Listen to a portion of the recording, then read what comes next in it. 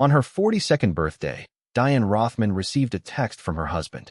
It contained just 2 sentences, with a follow-up arriving 20 minutes later. Those messages ended up costing him access to the lifestyle he'd been living for 4 years. What happened next is a story about what happens when you mistake a partner's generosity for a fool's weakness. If you believe that relationships should be built on mutual respect, not financial exploitation, then please like this video and subscribe to the channel. Let me know in the comments where you're listening from, because I want to know how far this story travels. It all began on the longest workday of Diane's year. The fluorescent lights of her office had been humming for 16 hours straight. In a corner suite like hers, overlooking the revitalized waterfront district of Grand Rapids, you could watch the entire city transform from dawn to dusk to the glittering darkness of evening. Diane had watched it all from behind her desk that day, surrounded by contracts, architectural renderings, and financial projections. The deal she was closing, a $12 million acquisition of a distressed industrial complex that would become her largest mixed-use development yet, required every ounce of her focus. This was the work that had taken her from her father's electrician wages to an $85 million fortune. This was what she had built with her own hands, her own mind, her own relentless drive. At 10 o'clock at night, exhausted but exhilarated, she allowed herself a moment of vulnerability. She picked up her phone and typed out a message to Blake. Nothing demanding, nothing needy. Just a simple acknowledgement that she could have used his support today. Long day. Could really use one of your pep talks. Miss you. She hit send and allowed herself to hope that maybe he'd reply with something warm, something that reminded her why she'd married him in the first place. Maybe he'd tell her he was proud of her, or that he'd have a glass of wine waiting when she got home. Her phone buzzed almost immediately. A small flutter of gratitude ran through her chest as she reached for it. He responded. He was thinking of her. Then she read the message. The screen glowed in the dim light of her office, illuminating 2 sentences that felt like a slap across the face. I need space from you, annoying woman. Don't reach out anymore. Your constant work obsession is suffocating our marriage. She stared at the words, her mind struggling to process the cruelty embedded in each one. Annoying woman.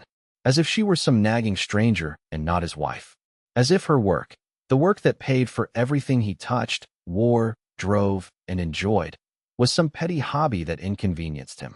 She read it again, hoping somehow the words would rearrange themselves into something less devastating. They didn't. 20 minutes later, another message arrived. And I'm tired of justifying my schedule to you. Not everyone measures worth in dollars. The irony was so thick she could taste it. Not everyone measures worth in dollars. This, from a man who hadn't earned a single dollar in over 3 years. This, from a man whose entire existence was funded by the very dollars he claimed to be above measuring. She set the phone down carefully on her desk, as if it were something dangerous, something that might explode if handled roughly. Her hands were trembling, but not with sadness. It was something else, something colder. The memories came flooding back with perfect, painful clarity. For years earlier, Blake Sullivan had been charming, creative, passionate about his marketing career. He'd made a decent salary, had ambitions, talked about campaigns he wanted to create. She'd fallen in love with his energy, his optimism, the way he seemed to see beauty in everything. 6 months after their wedding at the waterfront venue she'd paid for without blinking, he'd come to her with an idea. He wanted to quit his corporate job and pursue photography full-time. His passion project. His calling. She'd been supportive. She'd encouraged him. She'd said they could afford for him to take the risk, to chase his dreams. That had been the beginning of her mistake. She hadn't set boundaries. She hadn't asked for a timeline or a business plan. She'd just opened her wallet and let him dive into a world of expensive equipment, exotic workshops, and zero accountability. 3.5 years later, his photography career consisted of a spare bedroom filled with $15,000 worth of cameras and lenses, a portfolio website that hadn't been updated in 8 months, and 3 unpaid gallery showings that he'd called important exposure opportunities. Meanwhile, every card he swiped, every dinner he ate, every flight he took to some picturesque location for the perfect shot, all of it came from her accounts. He lived as though he were equally wealthy, making financial decisions without consultation, referring to her house as our house, her car as our car, her money as our money. And when she gently, carefully suggested that maybe he could take on some freelance work or teaching gigs to contribute something, anything, he'd grown defensive. She was putting pressure on him. She didn't understand the artistic process. She was reducing him to a paycheck, just like those soulless corporate types he'd escaped. She'd let it go. Every time. Because she loved him, and because she believed that eventually, he'd find his footing. She believed that one day he'd wake up and realize that a partnership required both people to contribute something. She'd been wrong. The text message glowing on her phone was the proof. She stood up from her desk and walked to the window. The city spread out below her, every lit window a testament to people working, building, creating value. Somewhere out there, Blake was at an art gallery opening she hadn't even known he was attending, spending her money, drinking her wine, telling people about his photography while his wife worked 16-hour days to close deals that would secure their future. His future. A future he'd just told her he wanted space from. A profound coldness settled over her, extinguishing the last embers of hurt. In its place was something new. Something hard and clear and utterly calm. It wasn't heartbreak. It wasn't even anger. It was clarity. You cannot negotiate with entitlement. You cannot reason with someone who sees you as an ATM with a wedding ring. You can only cut off their access. She pulled out her laptop and opened a secure folder. Inside was a document she hadn't looked at in 4 years. The prenuptial agreement. Blake had barely glanced at it before signing, so confident in their love, so certain it would never matter. She'd been the practical one, the one who'd built a fortune from nothing and knew how quickly it could be lost. Her lawyer had made it ironclad. Every premarital asset remained separate. Every business income was her separate property. Every inherited asset was excluded from marital property. The house was solely in her name. The cars were leased under her company. The credit accounts listed him as an authorized user, not a joint holder. Even the joint checking account was legally hers. He had access privileges. Privileges she could revoke. She read through the document with the same analytical precision she brought to every contract. The language was clear, unambiguous, and absolutely in her favor. Blake had requested space. She was going to give it to him. Every square inch of it. She picked up her phone and opened her contact list. The first call was to her lawyer, Sarah Chun, a woman who'd built a career on protecting self-made women from poor marital decisions. The phone rang 3 times before a crisp, alert voice answered. Diane, is everything okay? It's past 10. Sarah, Diane said, her voice perfectly steady. I need you to execute the separation protocols we discussed when we drafted the prenup. Tomorrow morning. Every single provision.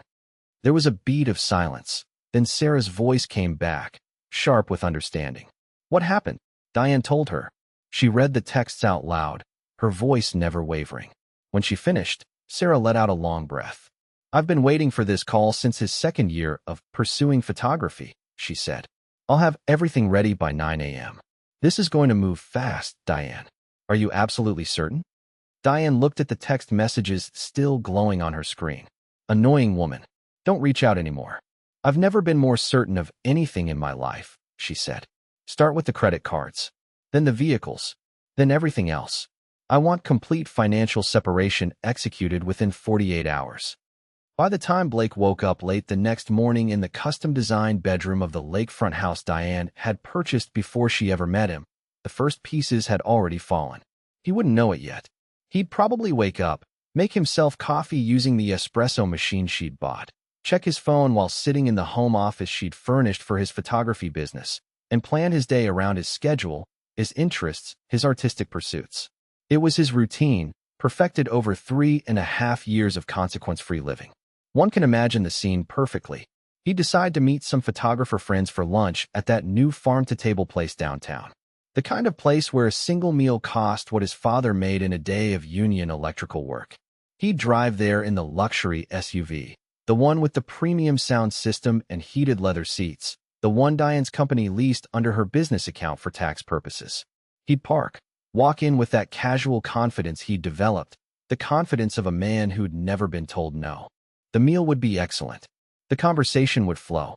Someone would mention a photography workshop in Santa Fe, and Blake would pull out his phone to look up dates, mentally calculating whether he could convince Diane it would be a good investment in his career. When the check came, he'd reach for his wallet without hesitation, pulling out the American Express card connected to Diane's business account. The one he'd been using for 4 years without ever seeing a statement or questioning where the money came from.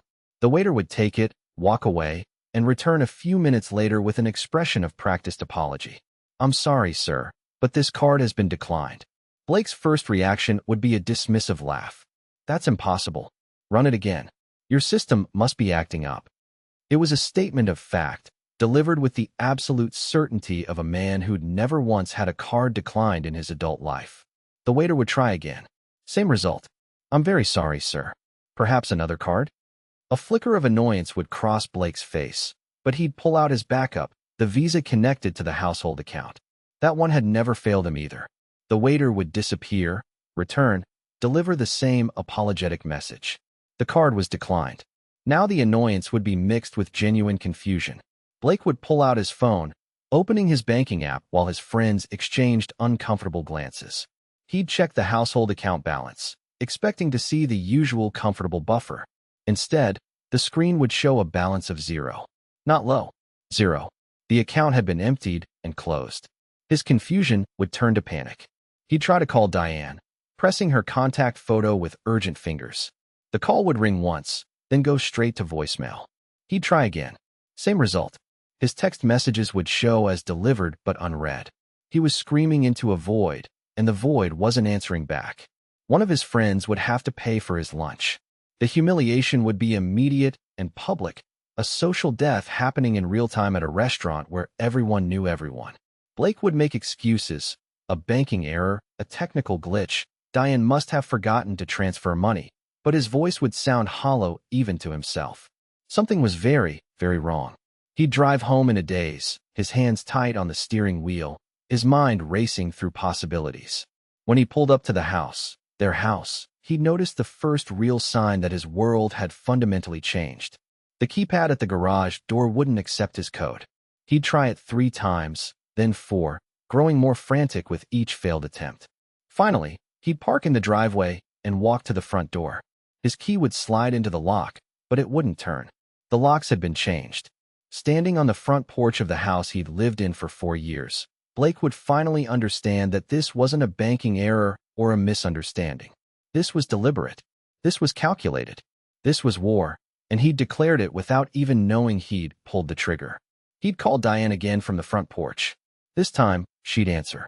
Not with her voice, but with a text message from her attorney's office. The message would be brief, professional, and devastating. "Mr. Sullivan, per your request for space communicated to Ms. Rothman on October 14th, all shared access privileges have been terminated. You have been removed as an authorized user from all accounts. Vehicle lease agreements in Ms. Rothman's company name have been terminated. All entry codes and access points to Ms. Rothman's personal property have been changed. Legal separation papers are being filed today, citing voluntary abandonment as evidenced by your written communication requesting cessation of contact. You are entitled to retrieve your personal belongings from the residence. Please coordinate with this office to arrange a supervised visit. All questions should be directed to Sarah Chun, Esquire." Blake would read the message 3 times, his mind refusing to accept what his eyes were showing him. Voluntary abandonment. Legal separation. Written communication requesting cessation of contact. His text. The stupid, angry text he'd sent from the gallery opening while sipping champagne Diane had indirectly paid for. That text had just ended his marriage and his entire way of life. He'd try calling her directly, his fingers shaking so badly he'd mistype her number twice. When he finally got it right, the call would go straight to voicemail. "Diane, this is insane," he'd say, his voice cracking. "I didn't mean it like that. I was stressed. Please call me back. We need to talk about this. You can't just..." The message would cut off at 30 seconds, his words trailing into digital silence.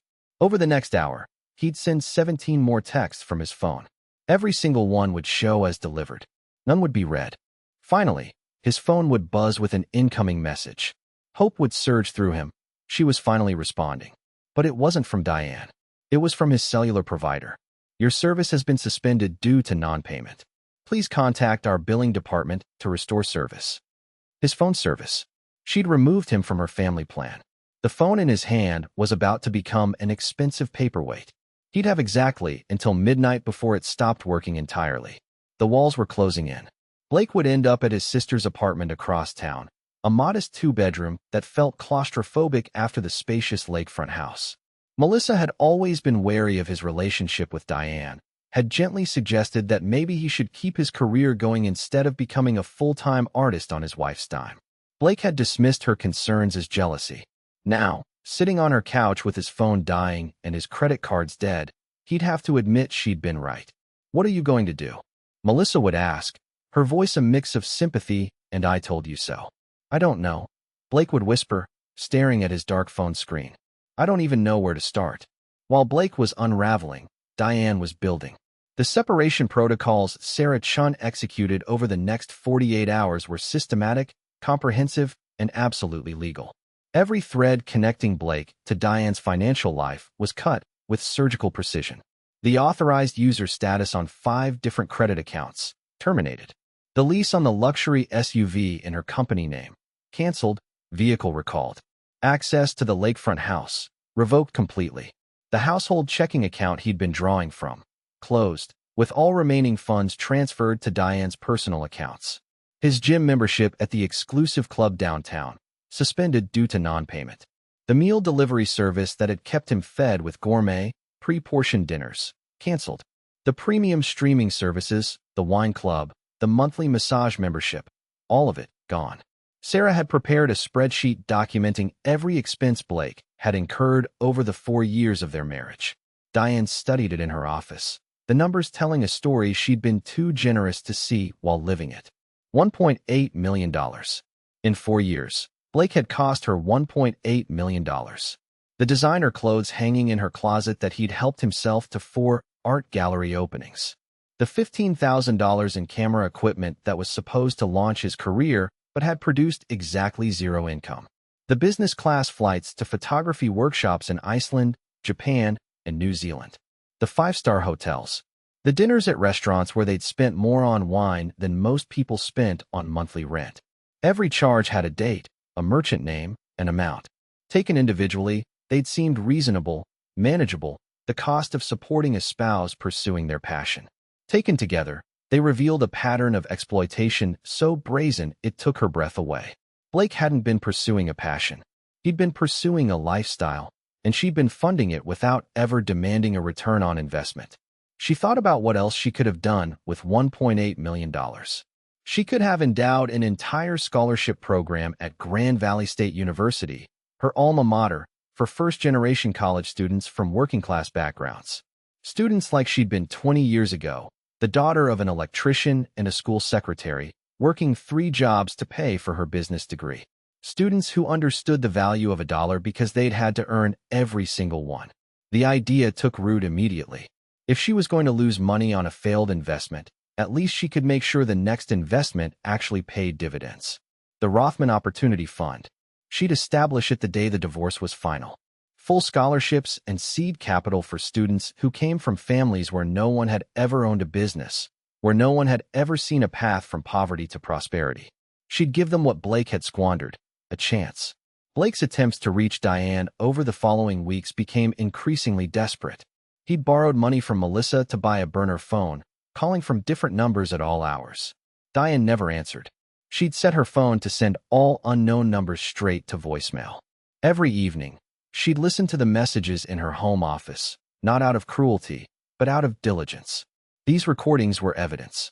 They documented the progression from entitled anger to manipulative bargaining to raw desperation. The first message, left 2 days after the separation began, was pure indignation. "Diane, this is ridiculous. You're acting like I committed some crime. I sent you one text message, and you're destroying our marriage over it? This is insane. You're being vindictive and petty, and honestly, it's beneath you. Call me back so we can talk like adults." 3 days later, the tone had shifted. The anger was still there, but it was mixed with a new ingredient, fear. "D, come on. I know you're upset, and you have every right to be. I was an asshole. I admit it. But this? Cutting me off completely? That's extreme. I'm your husband. We can work through this. Just call me back. Please." A week in, the messages became longer, more rambling, laced with justifications and rationalizations. I've been thinking about why I sent that text, and I think I was just feeling insecure. You're so successful, and I'm still trying to find my footing with my photography. I think I was lashing out because I felt inadequate. But that's something we can work on together. That's what marriage is about, right? Growing together? Just give me a chance to explain in person. By the end of week 2, the messages had become purely transactional. Diane, I need access to the house to get my things. I can't keep living at my sister's. I need my equipment. I need my clothes. You can't keep me from my own belongings. This is illegal. You're going to force me to get a lawyer. The irony of that threat, that he'd need money to hire a lawyer to fight someone who'd been funding his entire existence, seemed lost on him. Week 3 brought the first truly broken message. His voice was hoarse, strained, like he'd been crying. I don't understand how we got here. For years ago, you loved me. You believed in me. You told me to follow my dreams. Was that all a lie? Did you always resent me for leaving my job? Because if that's what this is about, I'll go back to corporate work. I'll do whatever you want. Just please, Dee. Please talk to me. But Diane didn't talk to him. She'd already said everything she needed to say through her attorney. Blake had asked for space. She was giving it to him. All of it. The silence wasn't punishment. It was clarity. It was the natural consequence of his own words, delivered back to him with the weight of legal action behind them. Meanwhile, her life became simpler, more focused, more peaceful than it had been in 4 years. Without Blake's constant neediness disguised as artistic temperament, without the background hum of financial hemorrhaging, she could focus on her work with renewed energy. The $12 million acquisition closed successfully. She began preliminary designs for a new mixed-use development in Detroit. She had dinner with her parents at their modest ranch house, and her father looked at her across the table with pride that had nothing to do with money and everything to do with seeing his daughter stand up for herself. Your mother and I never said anything, her father told her, his electrician's hands wrapped around a coffee mug. But we didn't like how he was living off you. A man should contribute something. Not just men, Dad, Diane said quietly. Anyone in a partnership should contribute. That's what partnership means. Her mother reached across the table and squeezed her hand. You're doing the right thing, honey. It's hard now, but you'll see. Blake's public unraveling happened on social media, which was fitting for someone who'd spent 4 years performing wealth he hadn't earned. His Instagram account, which had once featured artfully composed shots of his photography equipment, exotic locations, and the aesthetic lifestyle of a successful creative, began showing a different story. The posts became increasingly erratic, defensive, tinged with barely concealed rage. First came the vague posting. It's amazing how quickly people show their true colors when things get difficult. Art requires sacrifice, but apparently some people think success should be measured only in bank accounts. Then the more direct accusations. When you support someone's dreams, it can't be conditional. Real love doesn't have a price tag. Real partnership isn't about who makes more money. Finally, the desperate appeals wrapped in spiritual language. Going through a dark period right now. Learning who my real friends are. If you're an artist or creative struggling to maintain your practice while dealing with people who don't understand the process, reach out. We need community. The comments on these posts were telling. His photographer friends offered vague supportive emojis. But several people Blake had apparently complained to over the years, began telling a different story in the comment threads. Bro, she paid for everything for 4 years. Everything. Maybe it's time to get a job like the rest of us. One particularly pointed comment read, Dude, you literally told me last month that you didn't understand why she cared so much about a few thousand here and there. That's not someone supporting your art. That's someone enabling your entitlement. Blake deleted his Instagram account 3 days later. The performance was over. Reality couldn't be filtered, cropped, or captioned into something beautiful. 6 weeks after the separation began, Saracen sent Blake a formal letter requesting his presence at her offices. The meeting was scheduled for Friday at 10 a.m. Blake, by this point sleeping on his sister's couch and having sold most of his camera equipment to survive, would have interpreted the invitation as a peace offering. Diane was finally ready to negotiate. She'd made her point, taught him a lesson, but now they could begin the process of reconciliation. He'd promised to do better.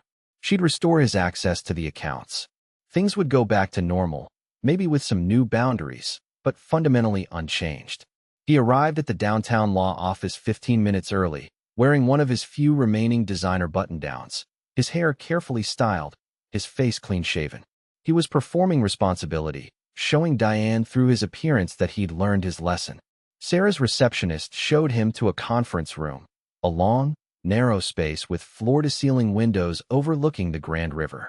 The fall colors were at their peak, the trees along the riverbank blazing with red and gold. It should have been beautiful, but the setting only made him more nervous. Then Diane walked in, and Blake's carefully constructed optimism crumbled. She wasn't alone. Sarah was with her, carrying a leather portfolio. Diane's expression was neutral, professional, the look she probably gave developers who were late on payments. She sat down across from him without a greeting. Sarah sat beside her. They'd choreographed this meeting, and Blake suddenly realized he wasn't here to reconcile. He was here to receive terms. "Blake," Sarah began, her voice carrying the practiced neutrality of someone who delivered bad news to difficult people many times before. "Thank you for coming. We'll keep this brief. Ms. Rothman has asked me to present you with divorce papers. The terms are outlined in the prenuptial agreement you signed 4 years ago. I've prepared a summary for your review." She slid a thin document across the glossy conference table. Blake stared at it like it was a summons to his own funeral. "Divorce?" His voice came out strained, higher than normal. We haven't even talked. Don't you think we should at least try counseling, or—" Diane spoke for the first time, her voice quiet but firm. "You requested space, Blake. I'm giving it to you. Permanently." That text was. "I was upset. I didn't mean it like—" "How did you mean it?" Diane interrupted, and for the first time, there was emotion in her voice. Not anger. Something colder. Curiosity, maybe. "When you called me an annoying woman and told me never to reach out again, how exactly were you expecting me to interpret that?" Blake opened his mouth, closed it, opened it again. He looked like a fish drowning in air. "I was frustrated. Your work schedule, my work schedule." Diane repeated the words slowly, precisely, like she was teaching a child a new vocabulary word. "The work schedule that has funded every single thing you've touched for the past 4 years. The work schedule that paid for your $15,000 in camera equipment, your business class flights to Japan, your monthly draws from accounts you never contributed to. That work schedule. I was building a career, no." The word cut through the room like a knife. "You were building a lifestyle. There's a difference." Sarah, sensing the conversation was beginning to veer into territory that wasn't productive, cleared her throat. "Mr. Sullivan, I'd like to direct your attention to page 3 of the summary. Your prenuptial agreement is clear. In a marriage of less than 5 years where one spouse has contributed no income and all substantial assets remain premarital or business-derived, the dependent spouse is entitled to a one-time settlement in the amount of $75,000. Blake's eyes widened. $75,000? That's it. I've been your husband for 4 years, and in those 4 years, you spent $1.8 million of her dollars, Sarah continued, her voice hardening slightly. The prenup you signed, and I have your signature here, Mr. Sullivan, with a notary stamp and a full disclosure that you were advised to seek independent legal counsel, which you declined. The prenup you signed specifies that this settlement is only available if you agree to immediate dissolution without contest. If you choose to fight this divorce, you will receive nothing but legal bills you cannot afford. Sarah slid a second document across the table. This is an itemized list of every expense you incurred during the marriage. Every credit card purchase, every lease payment, every meal, every flight, every hotel room, every workshop, every piece of equipment. Ms. Rothman has been funding what amounts to a $120,000 annual salary for a job that has produced zero revenue. The prenup protects her premarital and business assets completely. You have no legal claim to her home, her business, her investment portfolio, or any assets acquired before or during the marriage. Blake stared at the spreadsheet, the numbers swimming before his eyes. 1.8 million. He'd never thought of it that way. It had just been life. Their life. The way they lived. This isn't fair, he whispered. For the first time, Diane leaned forward. When she spoke, her voice was soft, but carried the weight of 4 years of suppressed resentment. You want to talk about fair?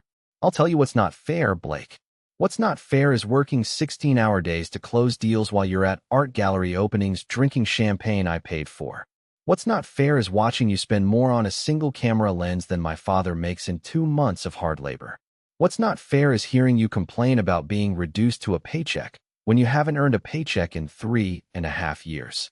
What's not fair is being called an annoying woman by a man who's been living off my annoying bank account since the day he quit his job. She reached into her own portfolio and pulled out a printed screenshot. Blake's text messages, the ones he'd sent on her birthday. She slid them across the table to sit beside the financial spreadsheet.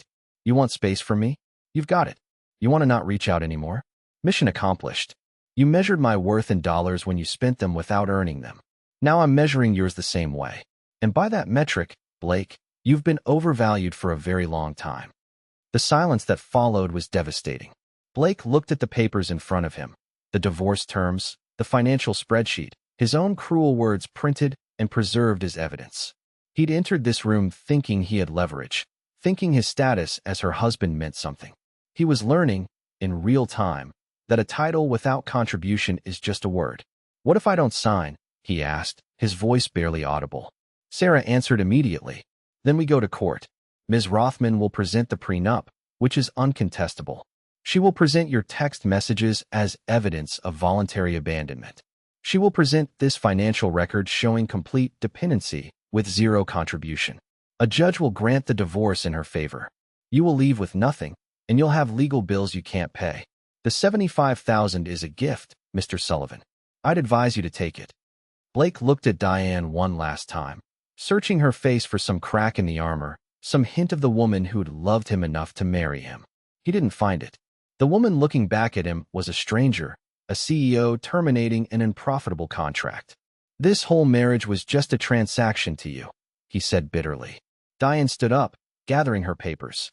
No, Blake. This marriage was a partnership. Or it should have been. You're the one who turned it into a transaction. I was just too generous to see it until you spelled it out for me in a text message. Sarah will give you 24 hours to decide. If you sign, the $75,000 will be transferred to an account in your name within 48 hours. If you don't, we'll see you in court. She walked to the door, then paused and turned back. For a moment, Blake thought she might soften, might offer some conciliatory words. Instead, she said something that cut deeper than anything else that morning. You know what the saddest part is? I could have endowed an entire scholarship program for the cost of our marriage. Full rides for first-generation college students from working-class families. Students who actually understand the value of opportunity because they've never had it handed to them. That's what I'm going to do with my next $2 million, Blake. I'm going to invest in people who won't confuse generosity with entitlement. People who will actually do something with the chance they're given. Then she was gone, the door closing behind her with a soft, final click. Blake signed the papers the next morning. What else could he do? The $75,000 was more money than he'd personally had in years, even if it was a fraction of what he'd grown accustomed to spending. He took the settlement and moved to Portland, where his sister knew people who were hiring. The photography dream, the one that had cost his marriage and his self-respect, was quietly shelved. He got a job teaching basic photography at a community college. Actual students, actual paychecks, actual purpose. 9 months later, Diane stood at a podium at Grand Valley State University. The fall semester had just begun, and she was there to announce the establishment of the Rothman Opportunity Fund. The auditorium was filled with students, faculty, and local business leaders. Her parents sat in the front row, her father in his best suit, her mother beaming with pride. Diane told her story, not the sanitized version, but the real one. She talked about growing up as the daughter of an electrician, watching her father come home exhausted every night, his hands scarred from years of hard work. She talked about her mother grading papers at the kitchen table, stretching a teacher's assistant salary to cover groceries and school clothes. She talked about working 3 jobs to pay for college, about learning to see every dollar as a choice, every investment as a calculated risk. My father taught me that money isn't real unless you know what it cost, she said, her voice carrying clearly through the room. Not just in dollars, but in time, in sweat, in sacrifice. When you earn something yourself, you understand its value. When it's handed to you, it's just paper, just numbers in an account. She explained the structure of the fund. Full scholarships including room and board for students from working-class backgrounds. seed capital and mentorship for students who wanted to start their own businesses after graduation, priority consideration for first-generation college students. The whole program would be endowed in perpetuity, sustaining itself through careful investment, growing larger every year. It would help dozens of students initially, then hundreds, then thousands over the coming decades. This fund is for the students who know what a paycheck means because they've earned one, Diane continued. For the students who understand that success isn't a birthright, it's a choice you make every single day. For the students who will appreciate the opportunity because they know how rare it is and how easily it can be wasted. As she looked out at the young faces in the audience, students who reminded her of herself 20 years ago, students who were hungry and ambitious and ready to work for what they wanted, she felt something she hadn't felt in years. Peace. True peace. Not the absence of conflict, but the presence of purpose.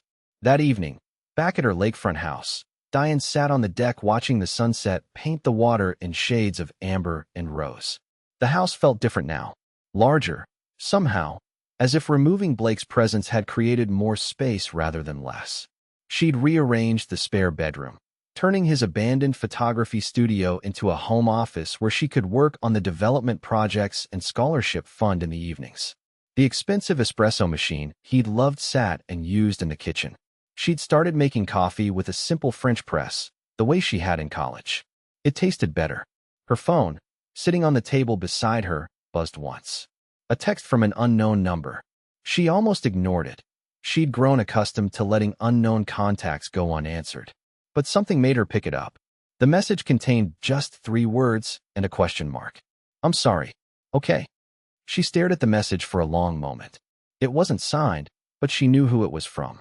Blake, reaching out from whatever new life he'd built in Portland. She could picture him, working up the courage to send this message, probably agonizing over the wording, hoping for, what? Forgiveness? Reconciliation? Absolution? She thought about responding. Thought about typing out something cutting about how sorry wasn't enough, or something magnanimous about wishing him well. In the end, she did neither. She simply set the phone back down, screen facing the table, and returned her gaze to the water. The silence wasn't cruel. It wasn't vindictive. It was simply what it was, the space he'd asked for, extended indefinitely. Some people confuse a partner with a patron. By the time they learn the difference, the relationship is already over. Blake had learned the difference, apparently, but the lesson had come too late. The sun sank below the horizon, and the first stars began to appear in the deepening blue of the evening sky. Diane sat there in the quiet, listening to the gentle lap of waves against the shore. The house behind her was hers. The business she'd built was hers. The future she was creating, for herself, for struggling students, for a legacy that would outlast her, was entirely hers.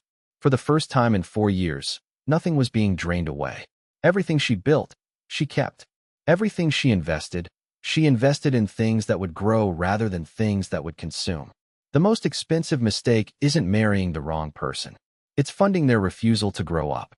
And the most valuable thing she'd learned from those 4 years, and $1.8 million? That sometimes the greatest gift you can give someone is the chance to face their own consequences, even if they never thank you for it. A second text came through 20 minutes later.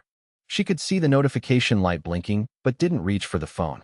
Whatever Blake had to say, whatever explanations or justifications or appeals he wanted to make, they would have to remain unsent. She'd given him 4 years of her resources, her patience, her generosity. She'd given him everything except the one thing he'd actually needed, boundaries. She'd rectified that mistake. The prenup she'd insisted on, the legal structure that had protected her assets, the clear-eyed pragmatism that Blake had dismissed as unromantic, those things had saved her. Not from loss, because the loss had already happened, but from catastrophic loss, from the kind of financial devastation that takes decades to recover from. As darkness settled completely over the water, Diane stood and walked back into her house. She had work to do tomorrow. Another property acquisition to review. A mentorship dinner with the first recipients of the Rothman Opportunity Fund. A life to live that belonged entirely to herself. The phone stayed on the deck table, its screen dark, its messages unread. Some people deserve responses. Some people deserve silence. Blake had taught her how to tell the difference.